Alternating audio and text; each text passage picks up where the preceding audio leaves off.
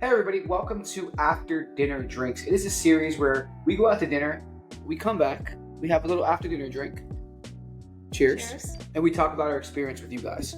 So I'm Michael. You can find me on Instagram at McFoodie. And I'm Paloma. You can find me at Paloma F. Machado. So the rest. And hold on, I forgot about the superstar of the whole. Superstar.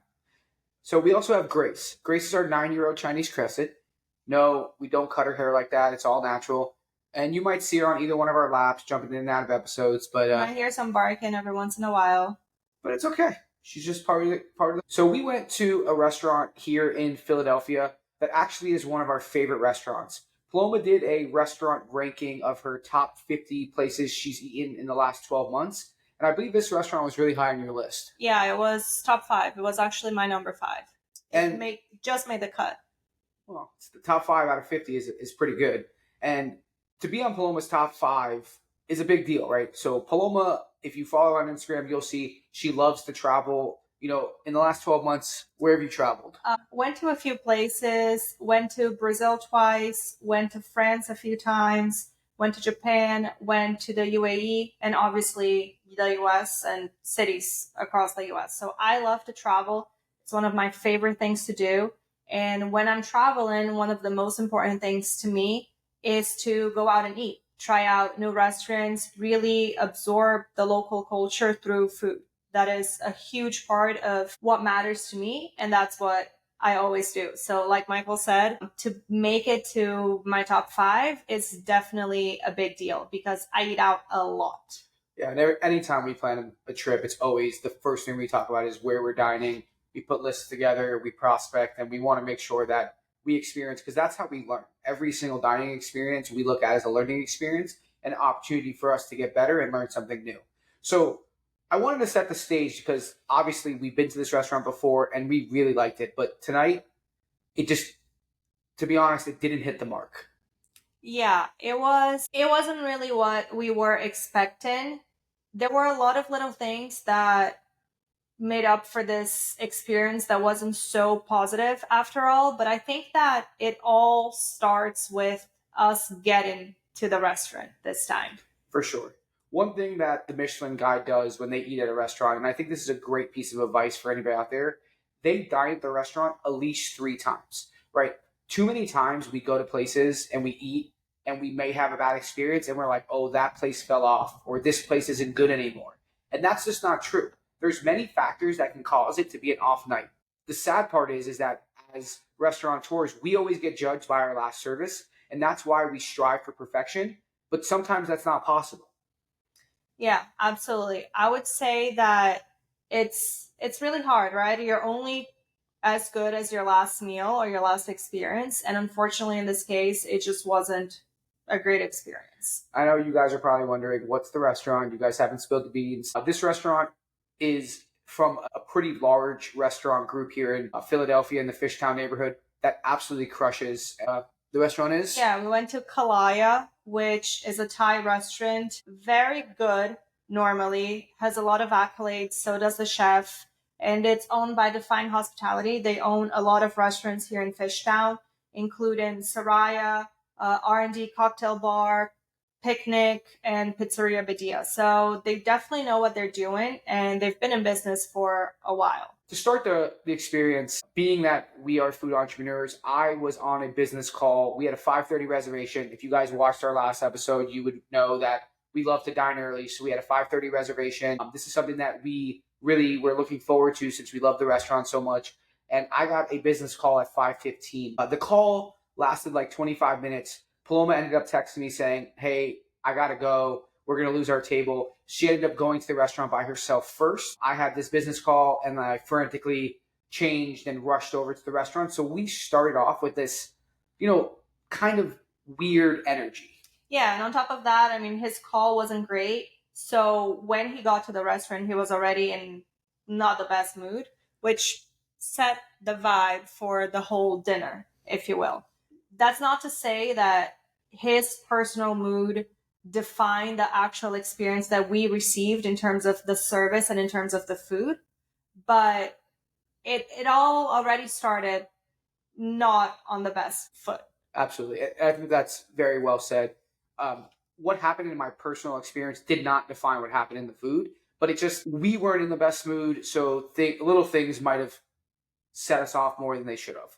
But let's get into the experience. In terms of the experience, I was already waiting for Michael at the restaurant, like I said. And then when he finally got there, which he was about 20 minutes late, I would say, or so, we finally got to our seats. We ended up sitting at the bar. That's one thing that Kalaya does a lot. If you're a two-top, you're usually put on the bar. And I mean, they're extremely busy. The restaurant's pretty big and they have a lot of tables, but it's Packed. always packed. Yeah, and I was trying to count and look if there was any two tops. There was, I think, 2 or 3 that I counted that were reservation two tops. Besides that, everybody else was pretty much a couple sitting at the bar. Yeah, which we don't have any issues with that. Like, we're totally fine. When I made the reservation, I already knew it was going to be at the bar, and that was totally fine. Yeah. So we sat. We ended up ordering some drinks. I got a glass of wine, a white wine. I really needed, to have a glass. I was already not in the best mood, like I said. So I kind of wanted to make this a good experience. And I got it was a blend. It was a Riesling and another grape that I don't remember the name right now, but it was an Austrian wine. Very good, super bright, my style. Like, that's the type of wine that I like, usually when they're high mineral, very acidic. So it paired actually really well with the food that we ate. Because the food is definitely a little spicy. It's definitely spicy, which Michael's not the best when it comes to spicy stuff. He used to be very good when he was younger. But as I got older, it doesn't sit in my stomach well, but that's okay. Yeah, that's fine. He still eats through it, if you will. Definitely. I just suck it up and do it because it's delicious. The wine was also a natural wine, right? Yeah, I think the wine was a natural wine, and yeah, it was very nice. It was very good. And of course, being it was during the week, I'm trying not to drink so much during the week. So with, like I said in the last episode, the emergence of non-alcoholic cocktails, I decided to get a non-alcoholic cocktail on the menu. One thing that this restaurant does well is that they actually batch a lot of their cocktails. It's something they do because they're so packed and they want to keep consistency. We were actually talking to a bartender a couple of times ago when we went there, and she was explaining to us that, working at this bar, it's a lot of tables and a lot of cocktails that get served, so it helps them be quicker. The one thing that I have with mocktails is sometimes they tend to be too sweet. This was a lychee Negroni, so I was worried it was going to be sweet. So I was going to ask him to see if he just had the spirit, just maybe I could have the non-alcoholic gin, but he didn't have it. So I was like, you know what? I went for it, and it was good. It was a well-balanced, well-made cocktail, and I really enjoyed it. Yeah, I tried it. It was pretty good. It still had that bitterness that you get from the Negroni, so that was a nice touch. Yeah, it was a great touch. Yeah. And it was a good way to start. Yeah. Then we looking through the menu does change there. I don't know how often it changes, but it definitely changes. The menu had changed from the last time that we went there, except for some things that kind of stayed the same, like the dumplings and some of the appetizers, they were the same, but the main dishes and the curries, they did change. So we were trying to figure out what we wanted to get, and we definitely got a few things. Starting with dumplings, right? We got these dumplings, it's called shamwang, the 5-flower shaped dumplings with ground chicken, cucumber, and Thai chili. Yeah, so this dumpling was an awesome dish. It is like these purple flowers. It has like a bird's eye chili on top, and it was also served on the bottom with a cucumber. I really liked the play of the cucumber. It not only brought a vessel to the dumpling, but it also gave a nice refreshing bite to the spiciness and kind of mellowed it out. The filling was super flavorful, delicious, and for me being in a frantic, having to rush, change, go to the restaurant quick, being late, it honestly was a great way to start the meal. Yeah, it was a delicious bite. I really enjoyed it. It was definitely a little bit spicy as well, but it was very, very good. So we started off actually really well. Yeah. So we're like, nice. We're having had a nice drink. Appetizer was great. So we still had our dish on the table, and then a food runner came with the exact same dish. She dropped it in front of us, started describing it, and realized we had an empty plate. So it was almost like a refire of the dish. Like something happened in the kitchen that got messed up, and they sent out a second plate. She looked at us like, oh, wait. Yeah, and then she took the dish away, and then that was pretty much it. Later on, like a few minutes later, they cleared the empty plate that we had, and that was kind of it. And then at that point, we waited a while for our next dish. It was like a good 25 minutes. Yeah. And we were concerned, obviously understanding how service works, that maybe our ticket got thrown away or something might have happened, because from the time that second refire of the dumplings, it was like the people around us were getting other dishes. These two women that were celebrating a birthday, they ended up getting this river prawn soup that It was their tom yum soup, and Tom they had yum. like these massive river prawns coming out of it. And when the soup actually arrived, they were in shock. They're like, In they didn't shock. know what they had ordered, and it was this massive thing with these massive prawns. They're more like lobster looking than prawn looking. It was funny, but everybody was getting dishes around them, and we were kind of just like waiting and waiting, like, where's our food? and waiting. So I think that's where things started going downhill. Definitely. So we ended up ordering one curry. So going over the things that we actually ordered, we got the crab curry with sea beans and lime leaf served with jasmine rice.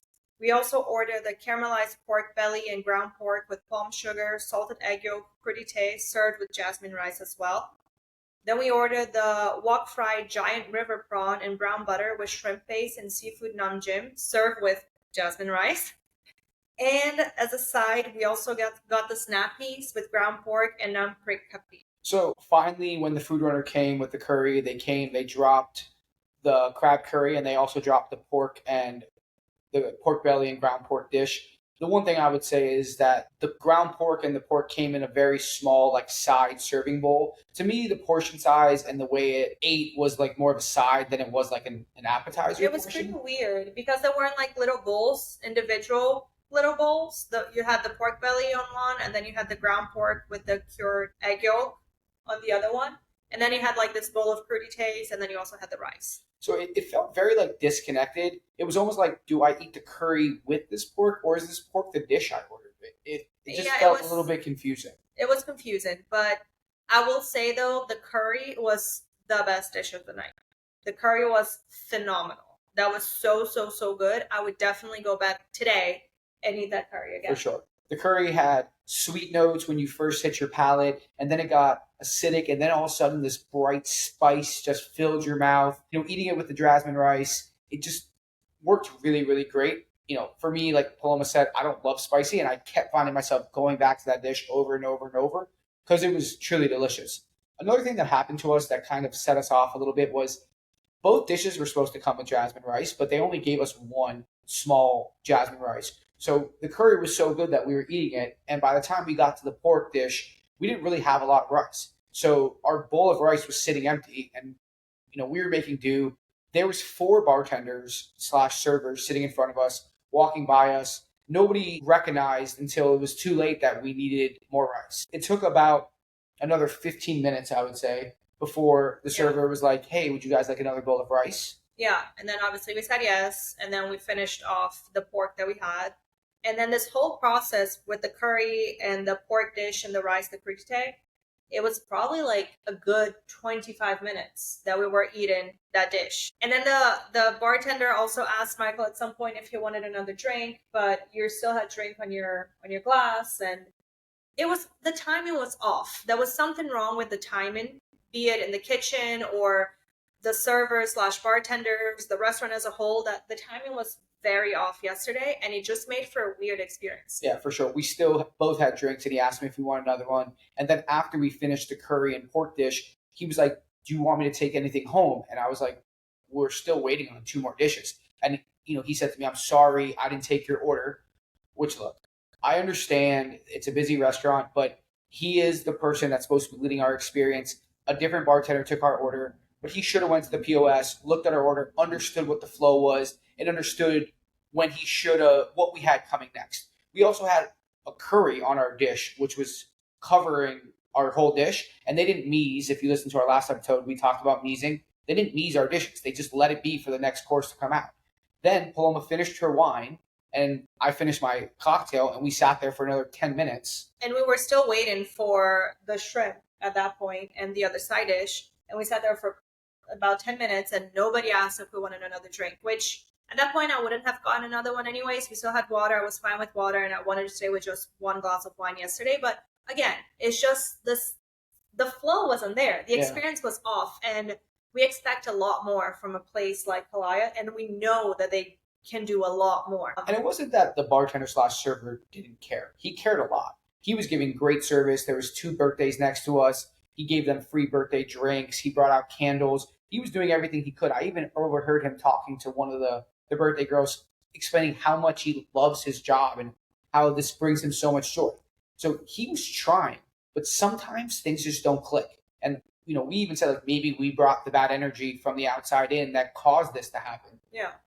Going back to like the rice dish, when they finally noticed the rice, they brought us the rice, we finished up, and then they dropped the next dish with another rice. So now we have double the amount of rice. And definitely not enough things to eat the rice with. Yeah. So getting into the river prawn dish.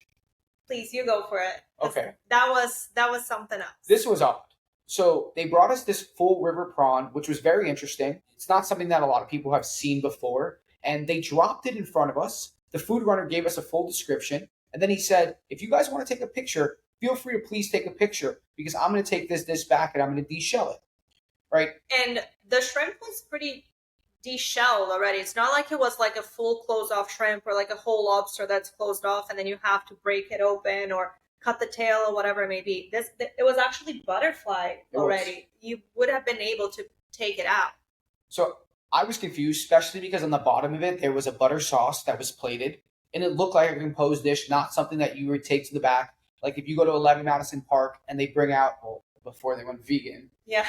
And they bring out the duck dish and they present you the duck dish, then they take it back and they carve it and then they bring it back to your table. That was kind of the idea, except they dropped the plate in front of us that was a composed dish. Then he took it away. He went in the back for 10 minutes. I don't know if it was full 10, but it was a while. It was a while. At least 5. At least 5 minutes. Comes back, drops the plate in front of us, and it's the same plate. You can see the sauce is all smudged on the edges. There was even like rice at the bottom of the plate, like as if he placed the plate on top of the table and the table had rice when he was in the kitchen. And then the shrimp was there, like pieces of the shrimp on top of the butter sauce. It was weird. It did not look good. At that point, it did not look appealing at all. And then the pieces were like, because it was butterfly, it was like half chopped up, half not. When you went to grab a piece, like you would have another piece like stringing to the bottom that we didn't even have a knife to be able to cut it. And then let's get to the worst part. Yeah, please tell us about actually eating the shrimp. So I need to take a little sip before we get there. Please do. You know what? I'll do the same. So the shrimp was complete, or the river prawn was completely hammered. In the restaurant industry, we say something's hammered when it's just overcooked. It was rubbery. It was tough. River prawn is a special ingredient. You do not see this ingredient on menus. And as a chef, it kind of hurt me that such a special ingredient was treated in this way. And I said this to Paloma at the dinner table, like, I feel like I'm eating a lobster from Red Lobster. That's how I felt. He actually did. And it was cooked to oblivion, this prawn. It was so rubbery. It didn't taste of anything. River prawns are sweet. They're delicate. This was bad. I agree with you. It could have been a really low quality lobster from Red Lobster or from a place that has no idea how to actually cook delicate seafood. And yes. That was very bizarre and super disappointing. It was very disappointing. Kalaya. And it was definitely not cheap. Yeah, definitely not. So then we finished, and both me and Paloma closed our dishes. Talk about the snap peas and the ground pork. Oh, that's true. That's true. We also had the snap peas and the ground pork as a side dish. Which came out after. No, they dropped it with the shrimp. Oh, yeah. They dropped it with the shrimp. They dropped it with the shrimp, then they took the shrimp away, and we had the snap peas sitting there. Yeah.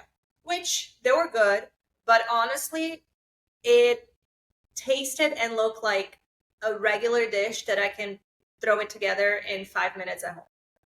And that was, I guess, the disappointing part, right?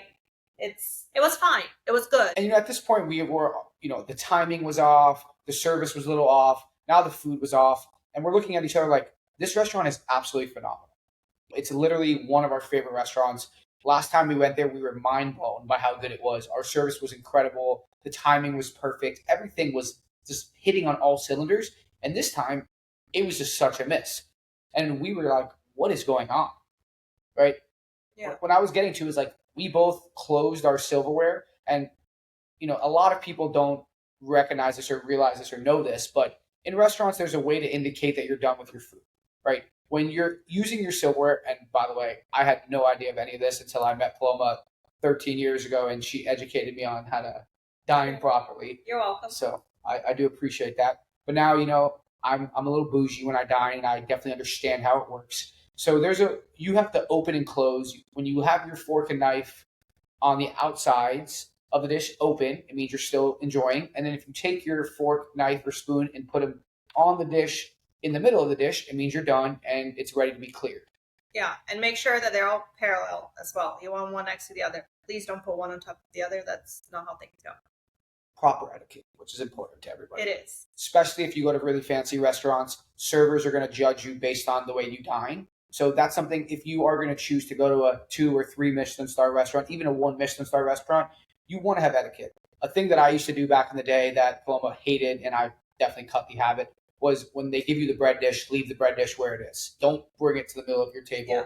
Rip a piece of bread off, eat it. Don't take the whole bread and eat it at one time. There's just ways that you can dine and be a little bit more elevated as a diner. Exactly. Little things. Little things. I mean, obviously, if you don't do that, there's nothing actually wrong. It's just not. It's not the way that it was intended to. Exactly. So we had our dishes closed, ready to be picked up. There's 4 bartenders in front of us, and we are clearly not having a good experience. Not only that, I am kind of venting to Paloma about my business call that didn't go well, and nobody was picking up our plates. Like, we just wanted to leave and go home. That's it. We didn't want dessert. We just wanted to go home. The experience wasn't good. Paloma said this to me because I said, wow, we're going to have to go back and do after dinner drinks, and this is going to be an episode where we don't say good things about one of our favorite restaurants. And she said, yeah, I said, well, that's just how things go. At the end of the day, we have to tell the truth and say how our experience actually went. We are paying for the experience. Nothing is for free. We're not invited to go anywhere. This is not a marketing ploy by any of the restaurants that we go to. And unfortunately, that does happen. At the end of the day, we need to be honest with you, and we want to tell you how our experience went. So, yeah, not the best feeling, but we have to be honest. We have to be honest. Nonetheless, they finally picked up our plates. I guess he didn't read our body language that we wanted to go. So he picked up our plates, asked us if we wanted any food to go, which was nice. We said, sure, we'll take some food to go. Yeah, we got the rice and the snap peas. Well, we had a double portion of rice now. So True. Hey, a fun trick. Leftover rice is great for fried rice. Never make fried rice with fresh rice. So if you go to a restaurant, you take rice to go, it's perfect to make fried rice the next day. Sure. So he dropped the dessert menu and was like, you guys want anything for dessert? We looked at it. We're like, no, thank you. We'll just take the check and get out of here and come back and do this episode. Yeah, and that's what we did. In terms of what we spent, it was actually extremely similar to our experience at it was $198 pre-tip. So with tip and everything, it ended up being $200 and a little bit. So similar experience. The difference is that we did get 1 alcoholic drink this time. Last time we didn't. So look, it's a fair number to be paying for a place that's that good. Yeah. And we want to reiterate, and I know we said this a bunch of times in this episode, but we definitely want to reiterate that everything that this restaurant group does is honestly incredible. All of their restaurants are top notch. They have great food, great service. We love frequenting their restaurants, and it was just an off night. And we'll definitely go back to Kalaya as well, but it was an off night, and it's important that we say this so you know that is possible. And just because a restaurant has a bad night or you have a bad experience doesn't necessarily mean that the restaurant's bad. So I truly believe that it's important to give second chances to places or third chances. Now, obviously, if the experience is atrocious, I wouldn't want to go back. We all have a finite amount of money, and we're going to be smart of how we spend it and where we spend it. But there are some times that it's worth giving it another try.